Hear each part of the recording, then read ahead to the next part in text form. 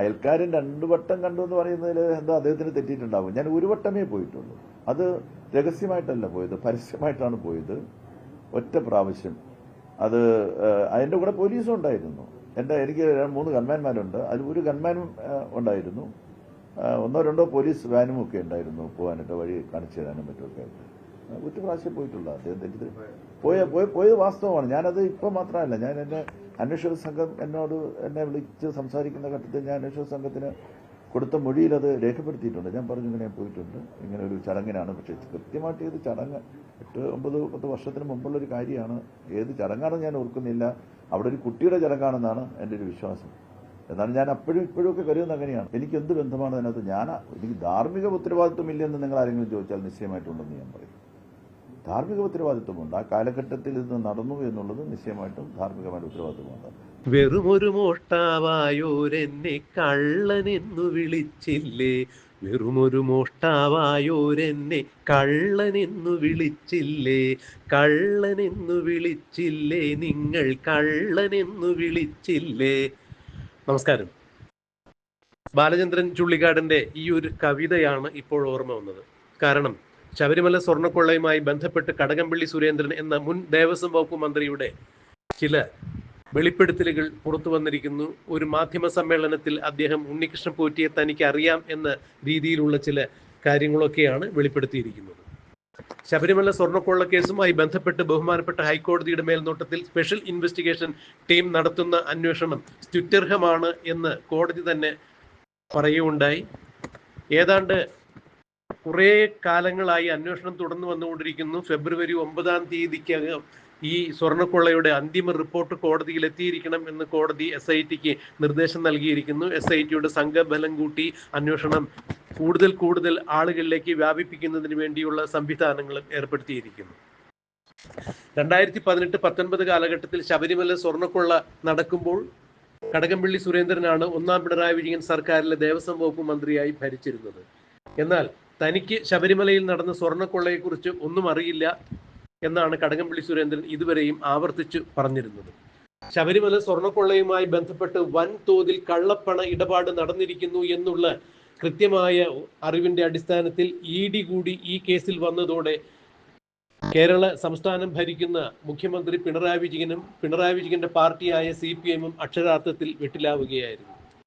ED Sabarimala സ്വർണ്ണക്കൊള്ള case അന്വേഷിക്കേണ്ട എന്ന് തന്നെയായിരുന്നു മുഖ്യമന്ത്രി പിണറായി വിജയന്റെയും CPMന്റെയും നിലപാട്. കാരണം അവരതിനെ എതിർക്കാൻ കാരണം ശബരിമല സ്വർണ്ണക്കൊള്ള കേസുമായി ബന്ധപ്പെട്ട് കേന്ദ്ര അന്വേഷണ ഏജൻസി ED എത്തുകയാണെങ്കിൽ സ്പെഷ്യൽ ഇൻവെസ്റ്റിഗേഷൻ ഓഫീസേഴ്സ് ഇവിടെ അന്വേഷിക്കുന്ന, അതായത് SIT സംഘം അന്വേഷിക്കുന്നത് പോലെ അത് അത്ര സുതാര്യമായിരിക്കില്ല, എളുപ്പമായിരിക്കില്ല. സുതാര്യമായിരിക്കില്ല എന്ന് പറയുന്നത് അന്വേഷണത്തിന്റെ ഗതിവിഗതികൾ പിണറായി വിജയൻ അറിയുക എന്നുള്ളത് അത്ര സുതാര്യമായിരിക്കില്ല.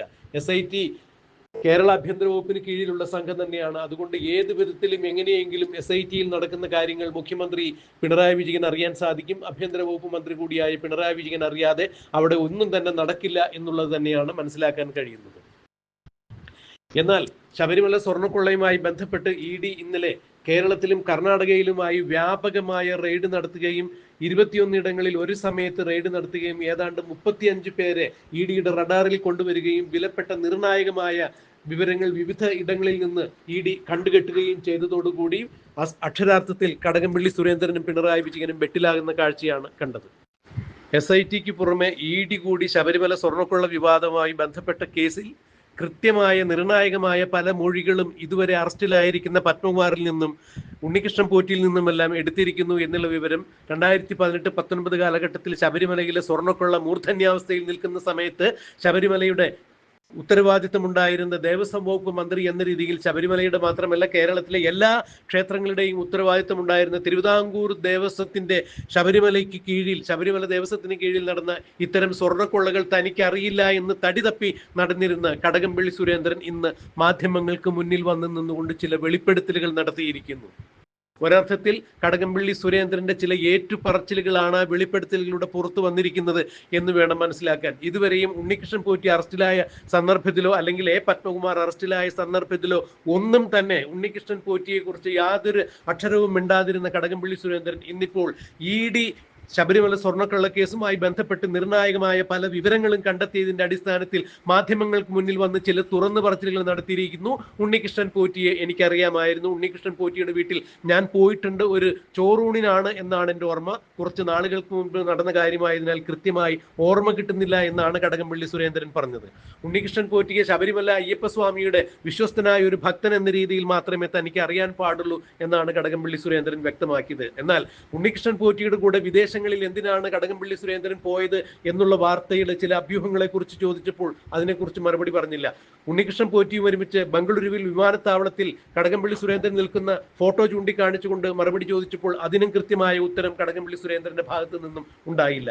എന്തായാലും ഉണ്ണികൃഷ്ണൻ പോറ്റിയുമായി നിർണായകമായ പല ഇടപാടുകളും കടകംപള്ളി സുരേന്ദ്രൻ നടത്തിയിട്ടുണ്ട് എന്നുള്ള ED കണ്ടെത്തിയതിന്റെ അടിസ്ഥാനത്തിൽ ആ വിവരം കടകംപള്ളി സുരേന്ദ്രൻ മണത്തറിഞ്ഞതിന്റെ പേരിൽ തന്നെയാണ് ഇനി ഒരു പക്ഷേ തന്നെ അറസ്റ്റ് ചെയ്യുകയാണെങ്കിൽ, SITയോ EDയോ അറസ്റ്റ് ചെയ്യുകയാണെങ്കിൽ സ്വർണ്ണക്കൊള്ളയുമായി ബന്ധപ്പെട്ട് തനിക്ക് ഒരു വാർത്താ സമ്മേളനം നടത്താൻ സാധിച്ചില്ലെങ്കിലോ എന്ന് കണക്കാക്കി തന്നെയാണ് കടകംപള്ളി സുരേന്ദ്രൻ ഇപ്പോൾ മാധ്യമങ്ങൾക്ക് മുന്നിൽ വന്ന് ചില വെളിപ്പെടുത്തലുകൾ നടത്തിയിരിക്കുന്നത്. വളരെ ബാലിശമായൊരു മാധ്യമ സമ്മേളനം നടത്തിയിരിക്കുന്നു കടകംപള്ളി സുരേന്ദ്രൻ. കാരണം ഞാൻ ഒറ്റയ്ക്കല്ല ഉണ്ണികൃഷ്ണൻ പോറ്റിയുടെ അടുത്ത് പോയത്, മന്ത്രി എന്ന രീതിയിൽ എൻ്റെ ഗൺമാൻ ഉണ്ടായിരുന്നു, പോലീസ് എസ്കോർട്ട് ഉണ്ടായിരുന്നു എന്നൊക്കെ പറയുമ്പോൾ ആരെയാണ് കടകംപള്ളി സുരേന്ദ്രൻ എന്ന മുൻ ദേവസ്വം വകുപ്പ് മന്ത്രി പറഞ്ഞു പറ്റിക്കാൻ ശ്രമിക്കുന്നത്?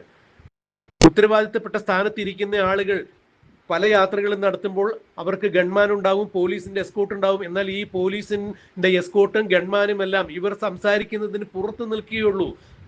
ഏതെങ്കിലും പരിപാടികൾ നടക്കുന്നതിന്റെ തൊട്ടടുത്ത് വരെയേ ഗൺമാനും പോലീസ് ഉദ്യോഗസ്ഥന്മാരും എത്തുകയുള്ളൂ. ആരുമായിട്ടാണ് കൂടിക്കാഴ്ച നടത്തുന്നത് ആ ഇടങ്ങളിലേക്ക് ഒരു കാരണവശാലും പോലീസ് എത്തില്ല, ഗൺമാൻ എത്തില്ല. അടച്ചിട്ട മുറിക്കുള്ളിൽ മന്ത്രിയും മന്ത്രിക്ക് വേണ്ടപ്പെട്ട ആളുകളും തമ്മിൽ ചർച്ച നടത്തുന്നിടത്ത് ഗൺമാൻ എത്തില്ല, പോലീസിന്റെ എസ്കോർട്ട് ഉണ്ടാവില്ല. പിന്നെ ആരെ പറഞ്ഞ് എന്ത് പറഞ്ഞ് പറ്റിക്കാനാണ് കടകംപള്ളി സുരേന്ദ്രൻ ഞാൻ ഒറ്റയ്ക്കല്ല പോയത്, പോലീസ് ഉണ്ടായിരുന്നു, ഗൺമാൻ ഉണ്ടായിരുന്നു എന്നൊക്കെ പറയുമ്പോൾ ഇത് വെള്ളം തൊടാതെ വിഴുങ്ങാൻ ഇത് വെള്ളരിക്ക പട്ടണമല്ല എന്നുള്ളത് തന്നെയാണ് ഇപ്പോൾ കടകംപള്ളി സുരേന്ദ്രനെതിരെ പൊങ്കാലയിട്ടുകൊണ്ട് സാമൂഹ്യ മാധ്യമങ്ങളിലടക്കം ആളുകൾ പ്രതികരിക്കുന്നത്.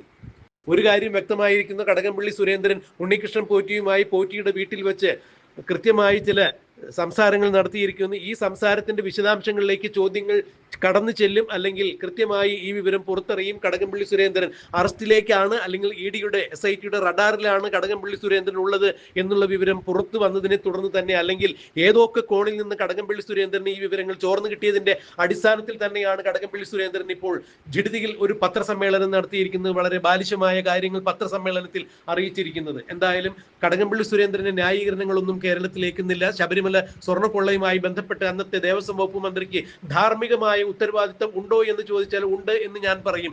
ധാർമ്മികമായ ഉത്തരവാദിത്തം ഞാൻ ഏറ്റെടുക്കുന്നു എന്നാണ് കടകംപള്ളി സുരേന്ദ്രൻ പറഞ്ഞത്. എന്നാൽ ലാൽ ബഹദൂർ ശാസ്ത്രി ഒരു ട്രെയിൻ മറിഞ്ഞതിന്റെ അടിസ്ഥാനത്തിൽ രാജിവെച്ചതുപോലെ തന്റെ രാജി ഉണ്ടാവില്ല എന്ന തരത്തിൽ തന്നെയാണ് അദ്ദേഹം പ്രതികരിച്ചത്.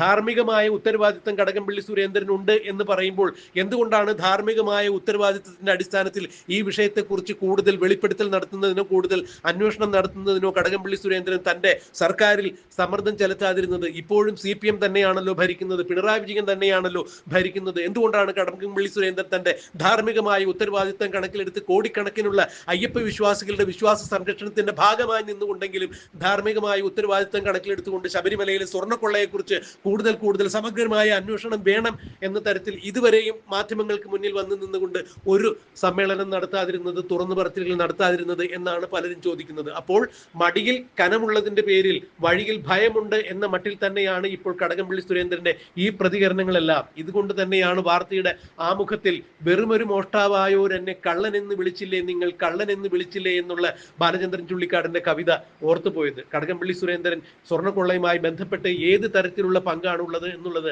അന്വേഷണ ഏജൻസിയിൽ കണ്ടെത്തിട്ട് എന്തായാലും കടകംപള്ളി സുരേന്ദ്രന്റെ മടിയിൽ കനമുണ്ട്, അതുകൊണ്ട് വഴിയിൽ ഭയമുണ്ട് എന്ന തരത്തിലാണ് അദ്ദേഹത്തിന്റെ ശാരീരിക ഭാഷയും അദ്ദേഹത്തിന്റെ മൊഴിയും കണ്ടപ്പോൾ വ്യക്തമായത്. എന്താണ് ഇക്കാര്യത്തിൽ ഇനിയും സംഭവിക്കുക എന്നുള്ളത് നമുക്ക് കണ്ടറിയാം. കടകംപള്ളി സുരേന്ദ്രൻ മാധ്യമങ്ങൾക്ക് നൽകിയ അഭിമുഖത്തിന്റെ പ്രസക്ത ഭാഗങ്ങൾ നമുക്കൊന്ന് കേൾക്കാം. അതിൽ തീർത്ഥാടന കാലം ആരംഭിക്കുന്ന ദിവസത്തെ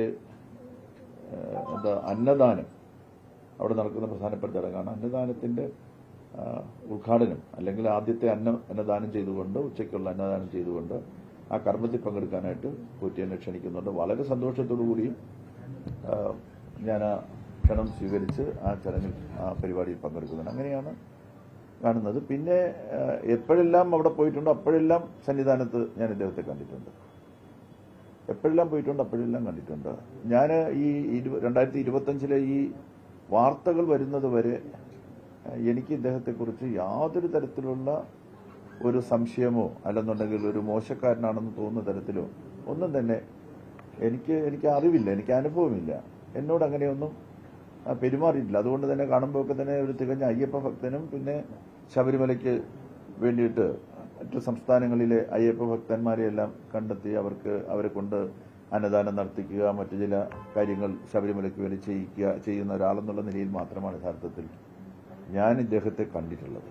അതുകൊണ്ട് എനിക്ക് ആ സന്ദർഭങ്ങളിലൊക്കെയാണ് അവിടെയൊക്കെ വെച്ചാൽ കണ്ടിട്ടുള്ളത്.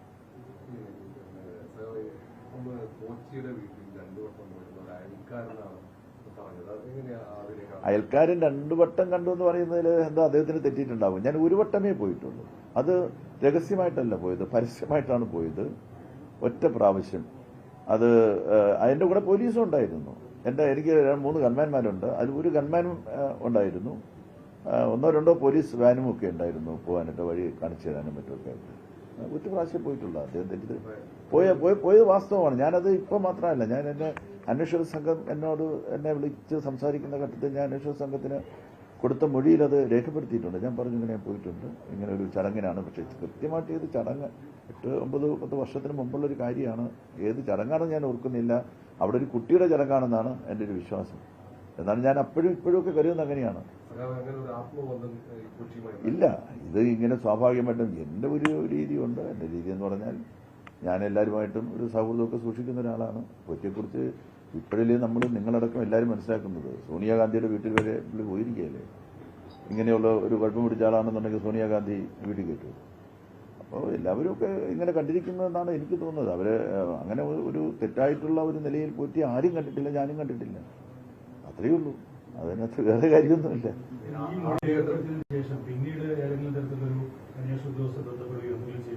ഇല്ല ഇല്ല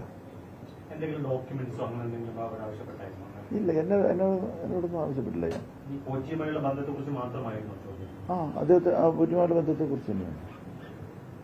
ആദ്യഘട്ടത്തിൽ അന്വേഷണത്തിന് വിവാദം വന്നതിന് ശേഷം കൊച്ചിയുമായി സാധാരണ ഒരു ഭക്തനുമായുള്ള ബന്ധം മാത്രമാണെന്ന് പറഞ്ഞത് അതിനേക്കാൾ കൂടുതൽ ബന്ധം ഉണ്ടായിരുന്നില്ല. അത് പറയാതിരുന്നത് ഇല്ല. അങ്ങനെയുള്ള ഒരു നല്ല ഭക്തനുമായിട്ടുണ്ടായിട്ടുള്ള ബന്ധം പലതരത്തിലുള്ള നമ്മുടെ ബന്ധം ആരംഭിക്കുന്ന പല രൂപത്തിലല്ലേ ആരംഭിക്കുന്നത്. പിന്നെ അത് സാധാരണഗതിയിൽ പലപ്പോഴും തുടരും. നിങ്ങൾ പത്രപ്രവർത്തകൻ എന്നുള്ള നിലയിൽ നിങ്ങൾ ബന്ധപ്പെടുന്നു. പത്രപ്രവർത്തകൻ അല്ലാതായി മാറുമ്പോഴും എന്റെ ബന്ധം അങ്ങനെ തന്നെ ഉണ്ടാവും. അത്രയേ ഉള്ളൂ. ഈ പ്രതിപക്ഷം ഇത് ആരോപണം ഒപ്പം കടകംപള്ളിയിലേക്ക് അന്വേഷണം പോകുന്നില്ല എന്ന ആക്ഷേപം ഉയർത്തുമ്പോൾ ഇപ്പോൾ പ്രതിപക്ഷ നേതാവ് സംസാരിക്കുന്നത് ഞാൻ കേട്ടു. ഒരു പരിസരവാസികൾ നിത്യ സന്ദർശകനായിരുന്നു എന്ന് പറഞ്ഞു എന്ന് പറയുന്നുണ്ട്. അപ്പോൾ എത്രമാത്രം ഒരു എന്താ പറയുക, ഒരു സത്യവിരുദ്ധമായിട്ടാണ് അദ്ദേഹം പറയുന്നത്. പ്രതിപക്ഷ നേതാവല്ല, സോറി, മുൻ പ്രതിപക്ഷ നേതാവ് ശ്രീ രമേശ് ചെന്നിത്തല പറയുകയാണ്. അയൽവാസി തന്നെ പറയുന്നത് 2 പ്രാവശ്യമാണ് പോയതെന്ന്. ഞാൻ പറയുകയാണ് 1 പ്രാവശ്യമേ ഞാൻ പോയിട്ടുള്ളൂ. അത് പോലീസുകാരുമായിട്ട് ആണ് ഞാൻ പോകുന്നത്. പ്രതിപക്ഷം ഈ വിഷയത്തെ തങ്ങളുടെ രാഷ്ട്രീയ ലാഭത്തിന് വേണ്ടി ഉപയോഗിക്കാൻ ശ്രമിക്കുകയാണ്. BJP അത് തന്നെയാണ് ചെയ്യുന്നത്. BJPക്ക് അറിഞ്ഞൂടെ, BJP നേതാക്കന്മാർക്ക് അറിഞ്ഞുകൂടാഞ്ഞിട്ടാണോ? പ്രതിപക്ഷ ഉപനേതാവായിട്ടുള്ള രമേശ് ചെന്നിത്തലയ്ക്ക് അറിഞ്ഞൂടെ എനിക്ക് അതുമായിട്ട് യാതൊരു ബന്ധവുമില്ല എന്നുള്ള കാര്യം? നിങ്ങൾ മാധ്യമപ്രവർത്തകർക്ക് അറിയില്ലേ എനിക്ക് അതുമായിട്ട് യാതൊരു ബന്ധമില്ല എന്നുള്ള കാര്യം? എനിക്കെന്ത് ബന്ധമാണ് അതിനകത്ത്? എനിക്ക് ധാർമ്മിക ഉത്തരവാദിത്വമില്ലെന്ന് നിങ്ങൾ ആരെങ്കിലും ചോദിച്ചാൽ നിശ്ചയമായിട്ടുണ്ടെന്ന് ഞാൻ പറയും. പണ്ട് ലാൽ ബഹദൂർ ശാസ്ത്രി ഒരു തീവണ്ടി അപകടം വന്നപ്പോൾ ധാർമ്മിക ഉത്തരവാദിത്വം ഏറ്റെടുത്ത് രാജിവെച്ചതായിട്ട് ഞാൻ കേട്ടിട്ടുണ്ട്. ധാർമ്മിക ഉത്തരവാദിത്വമുണ്ട്. ആ കാലഘട്ടത്തിൽ ഇത് നടന്നു എന്നുള്ളത് നിശ്ചയമായിട്ടും ധാർമ്മികമായ ഉത്തരവാദിത്വമുണ്ട്. നമ്മൾ ഉത്സവകാലത്ത് മാത്രം പോകുന്ന ഒരാളാണ്. ഉത്സവകാലത്ത് പോകാൻ ഉത്തരവാദിത്വമുണ്ട്. അവിടെ ഏറ്റവും നന്നായിട്ട് ആ കാലത്ത് വലിയ പ്രശ്നങ്ങൾ ഉണ്ടായിരുന്ന കാലത്ത് പോലും ഈ സ്ത്രീ പ്രവേശനവുമായിട്ട് ബന്ധപ്പെട്ട് സംഘർഷഭരിതമായിട്ടുള്ള കാലത്ത് പോലും ഞാൻ അവിടെ തമ്പടിച്ച് അവിടെ സംഘർഷങ്ങൾ ശബരിമലയിൽ ഉണ്ടാകാതിരിക്കാനും സംഘർഷങ്ങളെ ലഘൂകരിക്കാനും ഭക്തരുടെ വിശ്വാസങ്ങളെ സംരക്ഷിക്കാനും കഴിയുന്ന തരത്തിലും ഒക്കെ തന്നെ ഞാൻ തുടർച്ചയായിട്ട് പ്രവർത്തിച്ചിട്ടുണ്ട്. അത് നമ്മൾ ഉത്തരവാദിത്വം എന്നുള്ള നിലയിൽ ചെയ്യുന്നൊരു കാര്യം മാത്രമാണ്. അത് നന്നായിട്ട് നടത്തുക. അതിനപ്പുറം ശ്രീകോവിലിൽ പോവുക, തന്ത്രിയെ കണ്ടിട്ടുണ്ട്. ആ പോകുന്ന സന്ദർഭങ്ങളിലെല്ലാം ഞാൻ കാത്തുനിന്ന് തന്ത്രിയെ കണ്ടിട്ടുണ്ട്. അവിടെ തന്ത്രി കാണുന്നത് നിശ്ചയമായിട്ടും ക്ഷേത്ര അതിലത് ഈ ദേവസ്വം ഭാരവാഹികളാവുന്നു. അപ്പൊ ഇവര് അവരൊക്കെ ക്ഷേത്രവുമായിട്ട് ബന്ധപ്പെടുന്നവരാണ്. നമ്മൾ ക്ഷേത്രവുമായിട്ട് ബന്ധപ്പെടുന്നില്ലല്ലോ. 10-16,000 ക്ഷേത്രങ്ങൾ കേരളത്തിലുണ്ട്. ആ എല്ലാ ക്ഷേത്രങ്ങളുടെയും ദേവസ്വം മന്ത്രിയാണ്. ഒരു ക്ഷേത്രത്തിന്റെയും ഒരു ദേവസ്വത്തിന്റെയും ഒരു കടലാസും, ഒരു അരക്കീറ് കടലാസ് മന്ത്രി എന്നുള്ള നിലയിൽ മന്ത്രിയുടെ മുന്നിലേക്ക് വരുന്നില്ല. ഒരു തീരുമാനവും മന്ത്രി എടുക്കേണ്ടി വരുന്നില്ല. ഇവിടെ നിങ്ങൾ ചില ആളുകൾ പ്രചരിപ്പിച്ചത് എനിക്ക് ഈ പോറ്റി ഒരു അപേക്ഷ തന്നു, അത് ഞാൻ ഫോർവേഡ് ചെയ്തു എന്നാണ്. സാധാരണഗതിയിൽ ഒരു അപേക്ഷ എനിക്ക് കിട്ടിയാൽ ഞാൻ ബന്ധപ്പെട്ട വകുപ്പിനോ ബന്ധപ്പെട്ട ഉദ്യോഗസ്ഥർക്കോ ഫോർവേഡ് ചെയ്യുക എന്റെ രീതിയാണ്. ഫോർവേഡ് ചെയ്യുമ്പോഴും ഞാൻ ഏത് 5 വർഷക്കാലം 3 വകുപ്പിനകത്ത് ഏത് ഫോർവേഡ് ചെയ്തപ്പോഴും ഞാൻ 2 വാക്കേ എഴുതിയിട്ടുള്ളൂ: പരിശോധിച്ച് ഉചിത തീരുമാനമെടുക്കുക എന്ന്. ഇക്കാര്യത്തിൽ എനിക്ക് അപേക്ഷയും തന്നിട്ടില്ല, ഞാൻ ഫോർവേഡ് ചെയ്തിട്ടുമില്ല. പക്ഷെ എന്നിട്ട് നിങ്ങൾ വ്യാപകമായിട്ട് പ്രചരിപ്പിച്ചു അപേക്ഷ തന്നു, ഫോർവേഡ് ചെയ്തു വന്നു. ഒന്നും ഉണ്ടായിട്ടില്ല. ഉണ്ടാകേണ്ട കാര്യം ദേവസ്വം വകുപ്പും ദേവസ്വം ബോർഡുകളും തമ്മിലുള്ള ബന്ധത്തെ സംബന്ധിച്ച് നിങ്ങളൊന്ന് പഠിച്ചാൽ, ഒന്നും പഠിക്കുന്നു വേണ്ട, ഒന്ന് ജനറലായിട്ട് മനസ്സിലാക്കാൻ ശ്രമിച്ചാൽ നിങ്ങൾക്ക് മനസ്സിലാക്കാൻ സാധിക്കും. ദേവസ്വം ബോർഡുകളുടെ പൂർണ്ണ നിയന്ത്രണം അവരിൽ തന്നെ നിക്ഷിപ്തമാണ്.